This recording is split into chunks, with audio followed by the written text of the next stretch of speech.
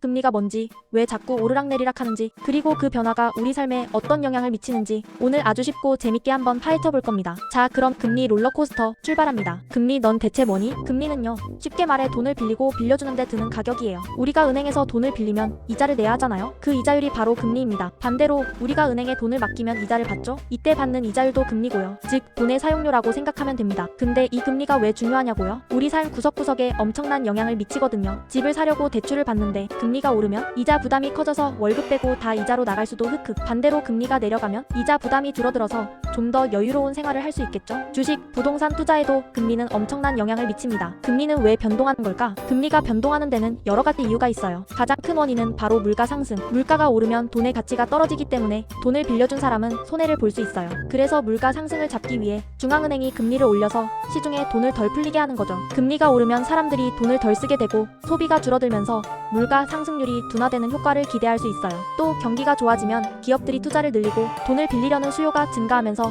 금리가 오르기도 합니다. 반대로 경기가 안 좋아지면 금리가 내려가기도 하고요. 금리는 마치 우리 경제의 건강 상태를 보여주는 온도계와 같아요. 금리 변동, 우리 삶에 미치는 영향. 자, 그럼 금리 변동이 우리 삶에 어떤 영향을 미치는지 좀 더 자세히 알아볼까요? 대출금리, 금리가 오르면 주택담보대출, 신용대출 등의 이자 부담이 커집니다. 특히 변동금리 대출을 받은 사람들은 금리 인상에 직접적인 영향을 받게 되죠. 반대로 금리가 내려가면 이자 부담이 줄어들어서 가계 경제에 숨통이 트입니다. 예금금리, 금리가 오르면 예금금리도 올라서 은행에 돈을 맡기면 더 많은 이자를 받을 수 있습니다. 땡큐. 금리 인상기에는 예금금리가 높은 상품에 가입하는 것이 유리할 수 있어요. 반대로 금리가 내려가면 예금금리도 낮아져서 예테크족들의 눈물을 훔치게 만들죠. 부동산 시장 금리가 오르면 대출이자 부담이 커져서 부동산 매수 심리가 위축되고 집값이 하락할 가능성이 있습니다. 반대로 금리가 내려가면 부동산 시장이 활성화될 수 있고요. 금리 변동은 부동산 시장의 가장 강력한 변수 중 하나입니다. 주식시장 금리가 오르면 기업의 자금 조달 비용이 증가하고 투자 심리가 위축되면서 주가가 하락할 수 있습니다. 반대로 금리가 내려가면